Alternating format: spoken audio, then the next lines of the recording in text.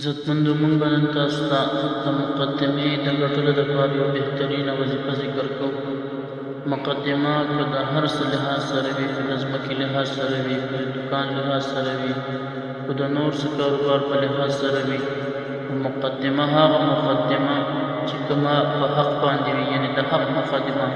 هغه نه چې ته د بل چا په حق باندې ډاکه اچې او د بل چا حق وهې او بیا د هغې نه وروسته وایې چې زما مقدمه نه حل کېږي، زما کار نه کېږي او راشه زه وظیفه کوم او زه چې کوم دې وظیفې ته زور ورکړم زما دا کار به وشي. نه، داسې هرګز نه ده. مقدمه حق مقدمه د هغې دپاره د قرآن کریم آیات وقل جاء الحق وزهق الباطل ان الباطل کان زهوقا دا آیات مبارک دي، د قرآن کریم آیات دي. دا به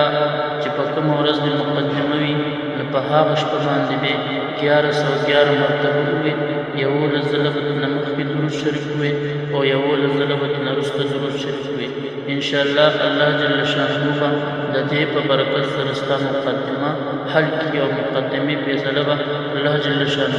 ستا په حق